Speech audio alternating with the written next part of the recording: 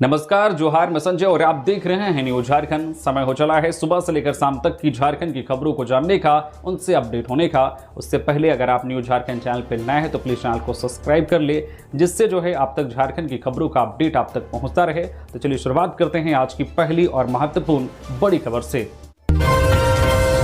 सरायकेला खरसावां जिले के चांडिल में हाथी के हमले से अधेड़ की मौत, ग्रामीणों में दहशत। शाम ढलते ही लोग घरों से बाहर निकलने से बच रहे।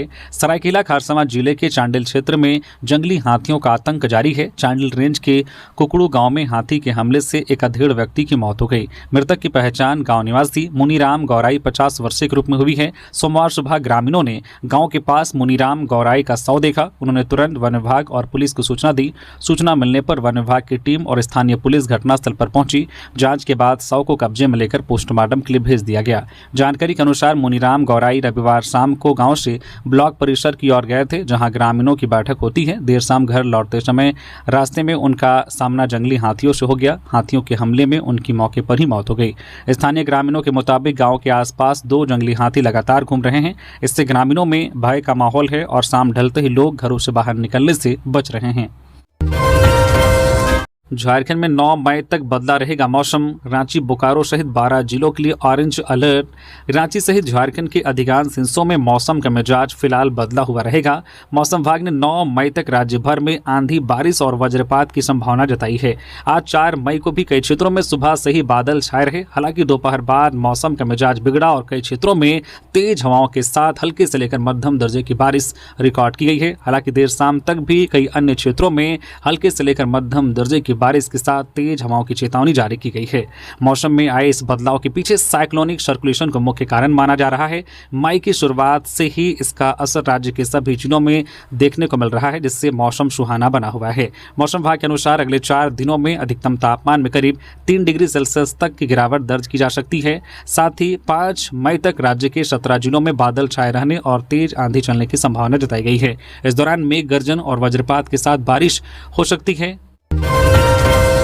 रांची एयरपोर्ट पर जल्द खुलेगा उड़ान यात्री कैफे, सस्ती दरों पर मिलेगा नाश्ता और चाय। रांची स्थित बिरसा मुंडा एयरपोर्ट पर जल्द ही उड़ान यात्री कैफे शुरू किया जाएगा। इस पहल के तहत हवाई यात्रियों को कम कीमत पर चाय, नाश्ता और पानी की बोतल जैसी जरूरी सुविधाएं उपलब्ध कराई जाएंगी, जिससे उनकी यात्रा अधिक सुविधाजनक और किफायती बन सके। एयरपोर्ट निदेशक विनोद कुमार ने बताया कि यह योजना देश के कई प्रमुख एयरपोर्ट पर पहले से ही लागू की जा चुकी है और अब रांची में भी इसे शुरू करने की तैयारी है। इसके लिए स्थान चिन्हित कर लिया गया है और एयरपोर्ट अथॉरिटी के निर्देश मिलते ही इसे शुरू कर दिया जाएगा। इस कैफे का उद्देश्य यात्रियों को महंगे खान पान से राहत देना और उन्हें उचित दरों पर महत्वपूर्ण और गुणवत्तापूर्ण सेवाएं उपलब्ध कराना है। इस योजना की शुरुआत हाल ही में केंद्रीय नागरिक उड्डयन मंत्री राम मोहन नायडू द्वारा देश के कई प्रमुख शहरों जम्मू, चंडीगढ़, अमृतसर, वाराणसी, पटना, कोलकाता, अगरतला, भुवनेश्वर, विजयवाड़ा, चेन्नई, कोयम्बटूर, पुणे, सूरत और राजकोट में की गई है। यहाँ यात्रियों को 10 रुपए में चाय, 20 रुपए में समोसा और 10 रुपए में पानी की बोतल मिल रही है, जिससे खासकर आम और मध्यम वर्ग के यात्रियों को राहत मिल रही है। धनबाद में आउटसोर्सिंग कंपनी में हादसा, 12 चक्का टिपर की चपेट में आकर सुपरवाइजर घायल, अस्पताल में मौत। परिजनों ने लगाए गंभीर आरोप। धनबाद जिले के पुटकी थाना क्षेत्र अंतर्गत गोपालीचक स्थित SNR आउटसोर्सिंग कंपनी में सोमवार को एक दर्दनाक हादसे में 54 वर्षीय कर्मी की मौत हो गई। मृतक की पहचान गोधरा 4 नंबर निवासी राम स्वरूप चौहान के रूप में हुई है। वह पिछले 4 वर्षों से सिंह नेचुरल आउटसोर्सिंग कंपनी में सुपरवाइजर के पद पर कार्यरत थे। घटना ड्यूटी के दौरान हुई, जिससे कार्यस्थल पर अफरा तफरी का माहौल बन गया। सहकर्मियों में शोक की लहर दौड़ गई है। मिली जानकारी के अनुसार राम स्वरूप चौहान काम के दौरान एक 12 चक्का वॉल्वो टिपर की चपेट में आ गए। बताया जा रहा है कि भारी वाहन ने उन्हें जोरदार टक्कर मारी, जिससे वे गंभीर रूप से घायल हो गए। हादसे के तुरंत बाद मौके पर मौजूद लोगों ने उन्हें आनंद फानन में एक निजी अस्पताल पहुंचाया, जहां प्राथमिक उपचार के बाद उनकी गंभीर स्थिति को देखते हुए उन्हें शहीद निर्मल महतो मेडिकल कॉलेज एवं अस्पताल रेफर किया गया। SNMCH में चिकित्सकों ने जांच के बाद राम स्वरूप चौहान को मृत घोषित कर दिया। घटना की सूचना मिलते ही परिजनों में कोहराम मच गया। सारंडा जंगल में आईडी विस्फोट से हाथी घायल, नक्सलियों के लगाए बम की चपेट में आया हाथी। पश्चिमी सिंहभूम जिले के सारंडा जंगल में एक दंतायल हाथी आईडी विस्फोट की चपेट में आने से गंभीर रूप से घायल हो गया। यह घटना सारंडा वन प्रमंडल के कोयना वन प्रक्षेत्र अंतर्गत कोलभोंगा क्षेत्र के पास हुई। जानकारी के अनुसार हाथी का दाहिना अगला पैर जमीन में दबे आईडी पर पड़ा, जिससे जोरदार विस्फोट हुआ। विस्फोट के कारण हाथी के पैर में गहरा घाव हो गया है और वह चलने में असमर्थ है। आशंका है कि यह आईडी नक्सलियों ने सुरक्षा बलों को निशाना बनाने के उद्देश्य से लगाया था। स्थानीय ग्रामीणों ने घायल हाथी को देखकर वन विभाग को सूचित किया। सूचना मिलते ही वन विभाग की टीम बचाव और उपचार की तैयारी में जुट गई है। हालांकि जिस क्षेत्र में हाथी घायल पड़ा है वहां अन्य आईडी होने की आशंका है, जिसके कारण बचाव अभियान में अत्यधिक सावधानी बरती जा रही है। पलामू में नीट यूजी में बड़ी लापरवाही, 48 छात्रों को नहीं मिला पेपर, जेरोक्स से हुई परीक्षा, हंगामे पर लाठीचार्ज, हिरासत में गए। पलामू के योध सिंह नामधारी महिला कॉलेज में रविवार को ली गई नीट यूजी की परीक्षा को लेकर बड़ा विवाद सामने आया है। इस सेंटर के कमरा नंबर 11 के 48 परीक्षार्थियों को निर्धारित समय पर प्रश्न पत्र उपलब्ध नहीं कराया जा सका। एनटीए की ओर से परीक्षा का समय दोपहर 2 बजे तय था। सभी परीक्षार्थी सुबह 11 से 12 बजे के बीच अपने अपने कक्ष में पहुंच चुके थे। इसके बावजूद शाम 5 बजे तक इन अभ्यर्थियों को प्रश्न पत्र नहीं मिला। प्रश्न पत्र की कमी और उसमें भाषा की गड़बड़ी की बात सामने आई है। हंगामा होने के बाद शाम 6:18 पर उपायुक्त दिलीप प्रताप सिंह शेखावत, एसपी कपिल चौधरी और सदर एसडीओ सुलोचना मीना सेंटर पहुंची। इसके बाद जेरोक्स कराए गए क्वेश्चन पेपर पर परीक्षा शाम 6:55 से शुरू हुई, जो रात 9:55 तक चली। जानकारी के मुताबिक 10:15 पर परीक्षार्थी बाहर निकले तो अभिभावक उनसे परीक्षा सेंटर के गेट पर ही अंदर की व्यवस्था को लेकर पूछताछ करने लगे। परीक्षार्थी परीक्षा लेने के तरीके से संतुष्ट नहीं थे।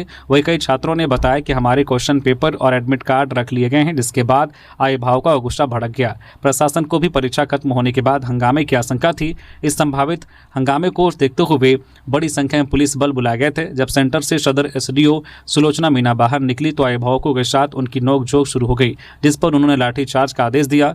आदेश मिलते ही पुलिस अभिभावकों और परीक्षार्थियों पर लाठी बरसाने लगी। रोड पर अफरा तफरी मच गई, लोग इधर उधर भागने लगे। कुछ अभिभावकों को हिरासत में लिया गया है।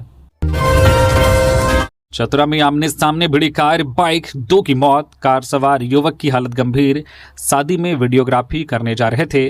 चतरा जिले के इटखोरी थाना क्षेत्र में रविवार की देर रात एक तेज रफ्तार कार और बाइक के बीच आमने सामने जोरदार टक्कर हो गई। टक्कर इतनी भीषण थी कि बाइक के परखच्चे उड़ गए। उस पर सवार दोनों युवकों ने घटनास्थल पर ही दम तोड़ दिया। मृतकों की पहचान चौपारण थाना क्षेत्र के कर्मा गांव निवासी ऋषि पासवान और अभिषेक पासवान के रूप में की गई है। जानकारी के अनुसार दोनों युवक इटखोरी स्थित अपने नानी घर से वापस चौपारण लौट रहे थे। इस दौरान परसौनी चौक के पास विपरीत दिशा से आ रही तेज रफ्तार कार से उनकी बाइक की सीधी टक्कर हो गई। इस हादसे में कार सवार 2 युवक भी गंभीर रूप से घायल हुए हैं। घायलों की पहचान करनी निवासी हिमांशु कुमार और पत्थलगड्ढा निवासी विक्रम कुमार के रूप में हुई है। बताया जा रहा है कि दोनों युवक पेशे से वीडियोग्राफर हैं। धनबाद में 3 युवकों ने की नाबालिग किशोरियों से दरिंदगी का प्रयास, शोर मचाने पर आरोपी मौके से फरार, पुलिस जांच में जुटी। धनबाद के पूर्वी टुंडी में रविवार रात 3 नाबालिग किशोरियों के साथ दुष्कर्म का प्रयास किया गया। हालांकि किशोरियों के शोर मचाने और ग्रामीणों की सक्रियता के कारण आरोपी मौके से फरार हो गए, जिससे एक बड़ी वारदात टल गई। पुलिस ने मामला दर्ज कर आरोपियों की तलाश शुरू कर दी है। यह घटना पूर्वी टुंडी थाना क्षेत्र में हुई। देर रात 3 युवकों ने सरेराह 3 नाबालिग लड़कियों को जबरन पकड़ लिया। वे उन्हें पास के एक निर्माणाधीन भवन में ले गए, जहां उन्होंने उनके साथ दुष्कर्म करने का प्रयास किया। किशोरियों ने साहस दिखाते हुए जोर जोर से शोर मचाना शुरू कर दिया। उनकी आवाज सुनकर आसपास के लोग और ग्रामीण घटनास्थल पर जमा होने लगे। ग्रामीणों की भीड़ को अपनी ओर आता देख तीनों आरोपी घबरा गए और तुरंत मौके से भाग निकले। घटना की सूचना मिलते ही थाना प्रभारी नीतीश कुमार पुलिस बल के साथ मौके पर पहुंचे। उन्होंने ग्रामीणों को शांत कराया और पीड़ित पक्ष की शिकायत पर पुलिस ने संबंधित धाराओं में मामला दर्ज कर लिया है। पुलिस टीम आरोपियों की गिरफ्तारी के लिए लगातार छापेमारी कर रही है। अंडर-23 एशियाई कुश्ती, झारखंड के अमित गोप के चयन से खुशी की लहर। झारखंड के लिए एक और गर्व का क्षण सामने आया है। राज्य के उभरते हुए पहलवान अमित गोप का चयन अंडर-23 सीनियर एशियाई कुश्ती प्रतियोगिता 2026 के लिए भारतीय टीम में हुआ है। यह प्रतिष्ठित प्रतियोगिता इस वर्ष वियतनाम में आयोजित होने जा रही है, जहां एशिया के कई देशों के बेहतरीन पहलवान अपनी ताकत और तकनीक का प्रदर्शन करेंगे। अमित गोप 77 किलोग्राम क्रिगो रोमन वर्ग में भारत का प्रतिनिधित्व करेंगे। अमित गोप की इस उपलब्धि से पूरे झारखंड में खुशी की लहर है। यह चयन न केवल उनकी व्यक्तिगत मेहनत और लगन का परिणाम है, बल्कि राज्य में कुश्ती के बढ़ते स्तर और खिलाड़ियों के निरंतर प्रगति का भी प्रमाण है। सीमित संसाधनों के बावजूद उन्होंने अपने लक्ष्य के प्रति समर्पण और अनुशासन के दम पर यह मुकाम हासिल किया है। झारखंड राज्य कुश्ती संघ और खेल प्रेमियों ने अमित गोप को इससे बड़ी उपलब्धि पर हार्दिक बधाई और शुभकामनाएं दी हैं। ऊर्जा मित्रों को 21 माह से नहीं मिला ईपीएफ ईएसआई। पाकुड़ में विद्युत विभाग के ठेकेदार पर आरोप, कार्यपालक अभियंता को सौंपा आवेदन। पाकुड़ जिले में विद्युत विभाग के ऊर्जा मित्रों को पिछले 21 महीनों से ईपीएफ कर्मचारी भविष्य निधि और ईएसआई कर्मचारी राज्य बीमा का लाभ नहीं मिल रहा है। इस संबंध में सोमवार को बड़ी संख्या में ऊर्जा मित्रों ने विरोध प्रदर्शन किया। उन्होंने समाहरणालय पहुंचकर विद्युत विभाग के कार्यपालक अभियंता को एक ज्ञापन सौंपा, जिसमें 21 महीने के लंबित ईपीएफ और ईएसआई भुगतान की मांग की गई। मौके पर मौजूद ऊर्जा मित्र दिवाकर मिश्रा, हबीबुर रहमान, रितेश जायसवाल, अमित मंडल और रमेश रविदास सहित दर्जनों कर्मियों ने बताया है कि वे स्पेस कंपनी के माध्यम से बिजली विभाग में बिलिंग का कार्य करते हैं। 21 महीने बीत जाने के बाद भी कंपनी ने उन्हें ईपीएफ और ईएसआई का लाभ नहीं दिया है। उन्होंने आरोप लगाया है कि कई बार लिखित शिकायत के बावजूद कंपनी ने केवल आश्वासन दिया और अपना वादा पूरा नहीं किया। ऊर्जा मित्रों के अनुसार नियमानुसार कंपनी को 2-3 महीने के भीतर ईपीएफ और ईएसआई का लाभ देना चाहिए था, लेकिन ऐसा नहीं किया गया। उन्होंने चेतावनी दी है कि यदि उनकी मांगें पूरी नहीं होती है तो वे न्यायालय का दरवाजा खटखटाएंगे या कंपनी में कार्य करना बंद कर देंगे।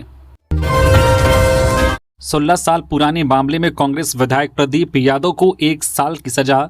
दुमका एमपी एमएलए कोर्ट का फैसला। दुमका स्थित एमपी एमएलए विशेष अदालत ने कांग्रेस विधायक प्रदीप यादव को सरकारी कार्य में बाधा डालने के मामले में 1 साल की सजा सुनाई है। यह फैसला विशेष न्यायाधीश जो है मोहित चौधरी की अदालत ने सुनाया। मामला वर्ष 2010 का है, जब सूखा संकट को लेकर देवघर समाहरणालय का घेराव किया गया था। देवघर नगर थाना कांड संख्या 363/2010 के तहत यह केस दर्ज हुआ था। अदालत में पेश दस्तावेजों के अनुसार उस समय प्रदीप यादव समेत रणधीर सिंह और 14 अन्य कार्यकर्ताओं को नामजद अभियुक्त बनाया गया था। आरोप है कि झाविमो के कार्यकर्ताओं को केकेएम देवघर स्टेडियम से प्रशासनिक हिरासत में लिए जाने के बाद उन्हें छुड़ाने की कोशिश की गई, जिससे सरकारी कार्य में बाधा उत्पन्न हुई। कोर्ट के फैसले के बाद विधायक के अधिवक्ता द्वारा जो अपील और बेल याचिका दायर की गई है। जामताड़ा में मानवता की नई पहल, अब कोई गरीब भूखा नहीं सोएगा। 16 मई से शुरू होगा रोटी बैंक। जामताड़ा शहर के युवाओं और समाज सेवियों ने मिलकर एक ऐसी पहल की शुरुआत की है जिससे रातों को खाली पेट सोने वाले मजदूर और असहाय लोगों को मदद मिल सकेगी। जामताड़ा में रोटी बैंक की स्थापना का निर्णय लिया गया है, जिसका मुख्य उद्देश्य रेलवे स्टेशन, बस स्टैंड और शहर के अन्य सार्वजनिक स्थानों पर कैंप लगाकर जरूरतमंदों को रात्रि भोजन उपलब्ध कराना है। इस मुहिम को धरातल पर उतारने के लिए रविवार देर शाम स्थानीय गांधी मैदान में समाज सेवियों की एक महत्वपूर्ण बैठक आयोजित की गई। बैठक में सर्वसम्मति से यह तय हुआ है कि समाज का कोई भी गरीब व्यक्ति रात में भूखा ना रहे, इसके लिए रोटी बैंक का संचालन पूरी निष्ठा के साथ किया जाएगा। इस दौरान संगठन की रूपरेखा और कार्य योजना पर विस्तार से चर्चा हुई। बैठक में लिए गए निर्णय के अनुसार 16 मई को अमावस्या के शुभ अवसर पर स्टेशन रोड स्थित काली मंदिर के पास से इस सेवा का शुभारंभ किया जाएगा। पहले दिन विशेष रूप से खिचड़ी का वितरण होगा, जिसके बाद नियमित तौर पर प्रतिदिन रोटी सब्जी खिलाई जाएगी। पलामू में 3 सड़क हादसों में 4 की मौत, मृतकों में 2 इकलौते बेटे। एक की शादी 10 दिन पहले हुई थी। 2 हादसे पांकी में हुए। पलामू जिले में रविवार रात हुई 3 अलग अलग सड़क दुर्घटनाओं में 4 लोगों की मौत हो गई। 2 दुर्घटनाएं पांकी थाना क्षेत्र में हुई, जिनमें 3 लोगों की जान चली गई। पांकी मेदिनीनगर मुख्य पद पर कोनवाई बांदूबार गांव के पास एक मोटरसाइकिल पर सवार 3 किशोर अज्ञात वाहन की चपेट में आ गए। इस भीषण टक्कर में शिक्षक विजय सिंह के 17 वर्षीय पुत्र रूपक सिंह और जगन्नाथ सिंह के 16 वर्षीय पुत्र जो कृत रोशन कुमार की मौके पर ही मौत हो गई। ये दोनों अपने परिवारों के इकलौते बेटे थे। मोटरसाइकिल पर सवार तीसरा युवक करण कुमार गंभीर रूप से घायल है और उसका इलाज चल रहा है। पांकी थाना क्षेत्र के तितराई में हुए दूसरे हादसे में लेसलीगंज निवासी जो है सिलवंत राम के पुत्र चंदन कुमार की पिकअप वाहन की टक्कर से मौत हो गई। चंदन की शादी मात्र 10 दिन पहले हुई थी। वही तीसरी घटना नावा जयपुर थाना क्षेत्र की है, जो है धानगरडीह गांव निवासी 75 वर्षीय शीतल महतो की भी सड़क हादसे में मौत हो गई। वे बाजार से सब्जी बेचकर लौट रहे थे, तभी एक बाइक ने उन्हें टक्कर मार दी। झारखंड राज्य कर्मी स्वास्थ्य बीमा योजना का पंजीकरण 31 मई तक झारखंड सरकार के स्वास्थ्य, चिकित्सा, शिक्षा और परिवार कल्याण विभाग के अंतर्गत झारखंड स्टेट आरोग्य सोसाइटी ने राज्य कर्मी स्वास्थ्य बीमा योजना को लेकर महत्वपूर्ण सूचना जारी की है। यह योजना मई 2026 से अप्रैल 2027 बीमा वर्ष के लिए लागू होगी। इस योजना के तहत कैटेगरी बी में आने वाले पेंशनभोगी बोर्ड, निगम और विश्वविद्यालयों से जुड़े लाभार्थी पंजीकरण कर सकते हैं। नामांकन की अंतिम तिथि 31 मई 2026 तय की गई है। मनरेगा घोटाला, पूजा सिंघल के विदेश जाने की अनुमति पर पीएमएलए कोर्ट में सुनवाई पूरी, फैसला सुरक्षित। मनरेगा घोटाले से जुड़े मनी लॉन्ड्रिंग मामले में आरोपी आईएएस पूजा सिंघल और उनके पति अभिषेक झा ने कोर्ट से विदेश जाने की इजाजत मांगी है। उनकी ओर से निजी कार्य से विदेश जाने का हवाला दिया गया है। पूजा सिंघल के विदेश जाने की अनुमति संबंधित याचिका पर पीएमएलए की विशेष कोर्ट में सुनवाई पूरी हो गई है। सुनवाई पूरी होने के बाद कोर्ट ने मामले में फैसला सुरक्षित रख लिया है। वही अभिषेक झा की याचिका पर 7 मई को सुनवाई होगी। मनरेगा घोटाले से जुड़े मनी लॉन्ड्रिंग मामले में ईडी ने पूजा सिंघल, उनके पति अभिषेक झा और सीए सुमन कुमार सिंह के अलग अलग ठिकानों पर छापेमारी की थी। इस दौरान सुमन कुमार सिंह के ठिकाने से 19 करोड़ 31 लाख रुपए कैश बरामद हुए थे। मामले में कार्रवाई करते हुए 11 मई 2022 को ईडी ने पूजा सिंघल को गिरफ्तार किया था। जबलपुर हादसा के बाद रांची में बोटिंग पर सख्ती, बिना लाइफ जैकेट नो एंट्री, नियम तोड़ने पर होगी कार्रवाई।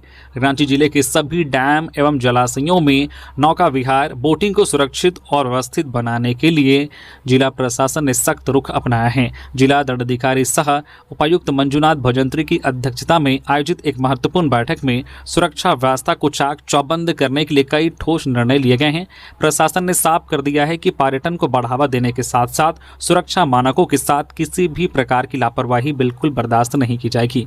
बैठक के दौरान जिला स्तर पर वाटर ट्रांसपोर्ट एक्शन ग्रुप के गठन का निर्णय लिया गया। इस ग्रुप का उद्देश्य किसी भी आपातकालीन स्थिति या दुर्घटना की स्थिति में त्वरित और प्रभावी प्रतिक्रिया देना होगा ताकि जान माल की हानि को रोका जा सके। उपायुक्त ने अधिकारियों को निर्देश दिया है कि सभी बोटिंग स्थलों पर सुरक्षा प्रबंधन को प्राथमिकता के आधार पर लागू किया जाए। प्रशासन ने सभी पर्यटकों और यात्रियों के लिए लाइफ जैकेट पहनना अनिवार्य कर दिया है। बिना लाइफ जैकेट किसी भी व्यक्ति को बोटिंग कराने पर संबंधित बोट संचालक या ऑपरेटर के खिलाफ सख्त कार्रवाई की जाएगी। इसके साथ ही मौसम की स्थिति पर लगातार निगरानी रखने के निर्देश दिए गए हैं। खराब या प्रतिकूल मौसम की स्थिति में बोटिंग गतिविधियों पर पूर्ण प्रतिबंध रहेगा ताकि किसी भी प्रकार की दुर्घटना से बचा जा सके। झारखंड पुलिस होगी और हाईटेक 109 नए वाहनों की खरीद को मंजूरी। झारखंड सरकार ने राज्य की कानून व्यवस्था को और सुदृढ़ करने के उद्देश्य से पुलिस आधुनिकीकरण की दिशा में एक बड़ा कदम उठाया है। प्रशासकीय पदवर्ग समिति ने पुलिस विभाग के लिए 109 नए वाहनों की खरीद को मंजूरी दे दी है। यह निर्णय मुख्यमंत्री के निर्देश पर लिया गया, जिसकी अध्यक्षता मुख्य सचिव ने की। बैठक में विकास आयुक्त की वित्त विभाग के वरिष्ठ अधिकारी भी मौजूद रहे। सरकार के इस फैसले से पुलिस बल की कार्यक्षमता बढ़ेगी, साथ ही संवेदनशील क्षेत्रों में सुरक्षा व्यवस्था और मजबूत होने की उम्मीद है। गृह कारा एवं आपदा प्रबंधन विभाग के प्रस्ताव के आधार पर पुलिस बल को आधुनिक संसाधनों से लैस करने की योजना को स्वीकृति दी गई है। इसके तहत दंगा नियंत्रण और कैदियों की सुरक्षा ढुलाई के लिए विशेष श्रेणी के वाहन खरीदे जाएंगे। इनमें 7 प्रिजन वैन, 2 दंगा नियंत्रण वाहन, 5 वाटर कैनन और 12 वाटर टैंकर शामिल हैं। इसके अलावा नक्सल प्रभावित और दुर्गम इलाकों में पुलिस की पहुंच मजबूत करने के लिए 83 अन्य वाहनों की भी स्वीकृति दी गई है। मजदूरों का टीन प्लेट कंपनी गेट पर प्रदर्शन, बकाया भुगतान और नौकरी की मांग, डिमांड पूरी न होने पर व्यापक आंदोलन करने की चेतावनी। जमशेदपुर में संयुक्त ट्रेड यूनियन के बैनर तले मजदूरों ने टीन प्लेट कंपनी गेट पर प्रदर्शन किया। उन्होंने अपनी मांगों को लेकर प्रबंधन के खिलाफ नारेबाजी की और एक ज्ञापन सौंपा। यह प्रदर्शन बकाया भुगतान और 16 श्रमिकों की नौकरी की मांग को लेकर किया गया। मजदूर नेता अंबुज ठाकुर ने बताया कि नर्सरी विभाग में कार्यरत श्रमिक मेसर्स एबी कंस्ट्रक्शन के तहत अगस्त 2019 से 31 अक्टूबर 2025 तक काम कर रहे थे। 31 अक्टूबर 2025 को अचानक उनकी सेवाएं समाप्त कर दी गई। श्रमिकों का आरोप है कि नियमानुसार उन्हें अंतिम भुगतान मिलना चाहिए था, जो अब तक नहीं किया गया है। श्रमिकों के अनुसार सेवा समाप्ति के बाद एक अन्य ठेकेदार को 6 माह के लिए नर्सरी कार्य का जिम्मा मिला, जिसके तहत वे दोबारा काम करते रहे। वर्तमान में ठेका फिर से एबी कंस्ट्रक्शन को दिया गया है, लेकिन ठेका मिलने के बावजूद 16 मजदूरों को काम पर वापस नहीं रखा जा रहा है। उनके बकाया भुगतान भी लंबित हैं। मजदूर नेता अंबुज ठाकुर ने प्रबंधन को चेतावनी दी है। उन्होंने कहा कि यदि 15 दिनों के भीतर मजदूरों को काम पर वापस नहीं लिया गया और उनके बकाया राशि का भुगतान नहीं किया गया तो संयुक्त ट्रेड यूनियन के बैनर तले एक बड़ा आंदोलन शुरू किया जाएगा। धनबाद में टेलर की टक्कर से ऑटो चकनाचूर, शादी में शामिल होने जा रहा था परिवार, बुजुर्ग महिला की मौत, 5 घायल। धनबाद के जोड़ापोखर थाना क्षेत्र अंतर्गत जेलगोरा में सोमवार तड़के भीषण सड़क हादसे में 65 वर्षीय राजमणि देवी की मौके पर ही मौत हो गई, जबकि परिवार के 5 अन्य सदस्य गंभीर रूप से घायल हो गए। घटना उस समय हुई जब सभी लोग टेम्पो में सवार होकर धनबाद की ओर जा रहे थे। हादसे के बाद मौके पर अफरा तफरी मच गई। जानकारी के अनुसार परिवार अमलाबाद से धनबाद स्टेशन जा रहा था, जहां से उन्हें गया जाना था। वहां एक शादी समारोह में शामिल होते सभी सदस्य एक ही टेम्पो में सवार होकर यात्रा कर रहे थे। बताया जा रहा है कि परिवार खुशी खुशी शादी में शामिल होने के लिए निकला था, लेकिन रास्ते में ही यह दर्दनाक हादसा हो गया। जेलगोरा के पास पहुंचते ही पीछे से आ रहे एक तेज रफ्तार टेलर ने टेम्पो को जोरदार टक्कर मार दी। टक्कर इतनी भीषण थी कि टेम्पो बुरी तरह से क्षतिग्रस्त हो गया और उसमें सवार सभी लोग गंभीर रूप से घायल हो गए। खाते में फर्जी मोबाइल नंबर जोड़कर अवैध निकासी, पीड़ित ने जांच की मांग की। लातेहार जिले में बैंक खाते से अवैध निकासी का एक गंभीर मामला सामने आया है। यहां गारो प्रखंड के हिनार गांव निवासी आदिम जनजाति समुदाय के सुनील ब्रिजिया के इंडियन बैंक खाते में किसी और का मोबाइल नंबर जोड़कर पैसा निकासी कर लिया गया। पीड़ित सुनील ब्रिजिया के अनुसार पिछले 1 साल से उनके खाते से लगातार अवैध निकासी की जा रही है, जबकि उन्हें इसकी कोई जानकारी नहीं थी। आरोप लगाया है कि विकेश कुमार उर्फ पिंटू का मोबाइल नंबर उनके बैंक खाते से जोड़ दिया गया। इसके बाद इस नंबर पर OTP प्राप्त कर खाते से पैसे की निकासी की गई। सुनील का कहना है कि उन्होंने कभी भी बैंक में मोबाइल नंबर बदलने के लिए आवेदन नहीं दिया। इसके बावजूद पासबुक में विकेश कुमार का मोबाइल नंबर अपडेट कर राशि की निकासी की जाती रही।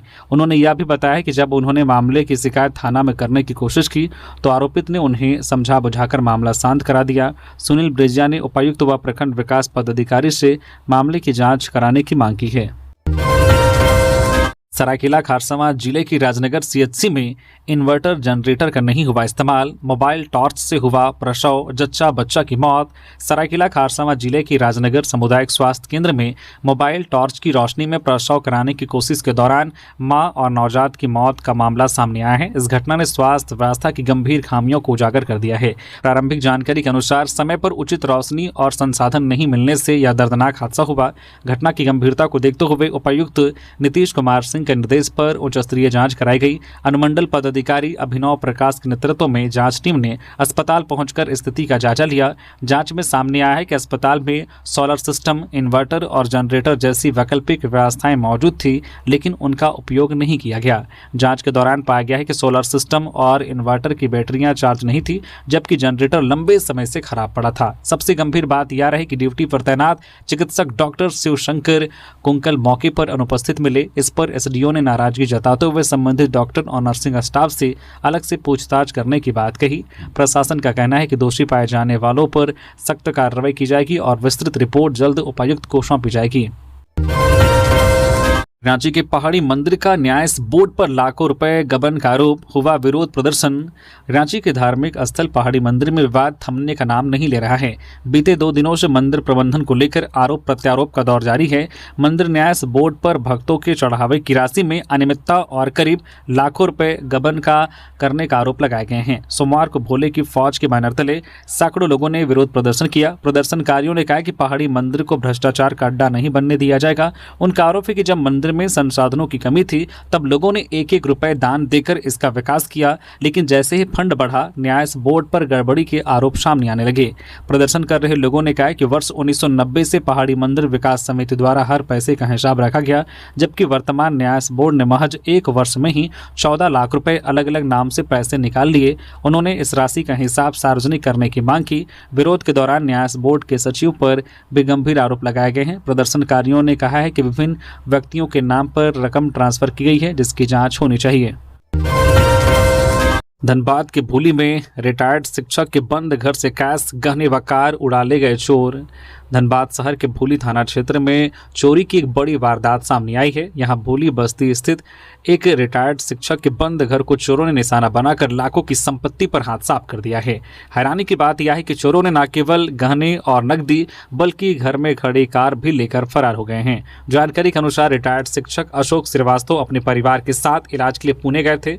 इसी दौरान उनके खाली घर को चोरों ने निशाना बनाया और आराम से चोरी की वारदात को अंजाम देकर फरार हो गए। सोमवार की सुबह पड़ोसियों ने जब घर के मुख्य दरवाजे पर लगा ताला गायब देखा तो उन्हें लगा कि परिवार वापस लौट आया है, लेकिन दरवाजा खटखटाने पर अंदर से कोई प्रतिक्रिया नहीं मिली। संदेह होने पर जब आसपास के लोगों ने अंदर झांका तो पाया कि घर का सारा सामान बिखरा हुआ है। चोरों ने घर के अंदर रखी 3 अलमारियों और 2 ट्रंकों को पूरी तरह से खंगाल दिया था। घटना की सूचना पड़ोसी राजीव रंजन सिन्हा ने फोन पर पास के थाना और गृहस्वामी को दी। सूचना मिलते ही पुलिस मौके पर पहुंची और जांच पड़ताल में जुट गई है। आसपास लगे सीसीटीवी कैमरों के फुटेज खंगाले जा रहे हैं ताकि आरोपियों की पहचान की जा सके। चतरा जेल में डीसीएसपी का औचक निरीक्षण, सुरक्षा व्यवस्था का लिया जायजा। चतरा डीसी रवि आनंद और एसपी अनिमेश नाथानी ने मंडल कारा का औचक निरीक्षण किया। निरीक्षण के दौरान जेल की सुरक्षा व्यवस्था, बंदियों की सुविधाएं और प्रशासनिक प्रबंधन की जमीनी हकीकत पर की गई। अधिकारियों ने कारा परिसर में प्रवेश और निकास व्यवस्था, प्रहरी तैनाती और सीसीटीवी निगरानी व्यवस्था का बारीकी से निरीक्षण किया। जेल के हर महत्वपूर्ण हिस्से में लगे कैमरों की कार्यशीलता की जाँच की गई और सुरक्षा में किसी तरह की ढिलाई नहीं बरतने का निर्देश दिया गया। अधिकारियों ने नियमित पेट्रोलिंग और आगंतुकों की सघन जांच सुनिश्चित करने पर भी जोर दिया। निरीक्षण के दौरान बंदियों के रहने वाले वार्डों की साफ सफाई, रोशनी और वेंटिलेशन की स्थिति देखी गई। साथ ही बंदियों को उपलब्ध कराए जा रहे भोजन की गुणवत्ता और पेयजल व्यवस्था की भी समीक्षा की गई। अधिकारियों ने स्वास्थ्य सेवाओं का जायजा लेते हुए नियमित स्वास्थ्य जाँच और आवश्यक दवाओं की उपलब्धता की जानकारी ली। डीसी और एसपी ने कारा प्रशासन को निर्देश दिया है कि सुरक्षा व्यवस्था में किसी प्रकार की लापरवाही न हो और बंदियों को मूलभूत सुविधाएं बेहतर तरीके से मिलती रहें। रांची पुलिस ने बढ़ाई सख्ती, कई इलाकों में एंटी क्राइम चेकिंग। राजधानी में अपराध पर नियंत्रण और कानून व्यवस्था मजबूत करने के लिए पुलिस ने रविवार की देर रात कई जगहों पर चेकिंग अभियान चलाया। एसएसपी के निर्देश पर सिटी, ट्रैफिक और ग्रामीण पुलिस अधिकारियों के नेतृत्व में शहर के कई जगहों पर विशेष चेकिंग अभियान चलाया गया। जानकारी के मुताबिक शहर के प्रमुख चौक चौराहों, प्रवेश निकास मार्गों और भीड़ भाड़ वाले क्षेत्रों में अतिरिक्त पुलिस बल तैनात किया गया। इस दौरान 2 पहिया और 4 पहिया वाहनों की सघन जाँच की गई और कागजातों की पड़ताल की गई। चेकिंग अभियान के दौरान बिना नंबर प्लेट वाले वाहनों और संदिग्ध गतिविधियों में शामिल लोगों से पूछताछ की गई। पुलिस अधिकारियों ने कहा कि शहर की सुरक्षा में किसी तरह की ढिलाई नहीं बरती जाएगी। थाना प्रभारियों को शाम के समय गश्त बढ़ाने और पीसीआर वाहनों को लगातार सक्रिय रहने के निर्देश दिए गए हैं। पुलिस ने आम लोगों से भी अपील की है कि जांच के दौरान सहयोग करें। तो ये थी आज की झारखंड की टॉप बड़ी खबरें। इसी तरह से और भी खबरों से अपडेट रहने के लिए न्यूज झारखंड चैनल को सब्सक्राइब करें, बेल आइकन प्रेस करें, जिससे आप तक झारखंड की खबरों का अपडेट आप तक पहुंचता रहे। धन्यवाद।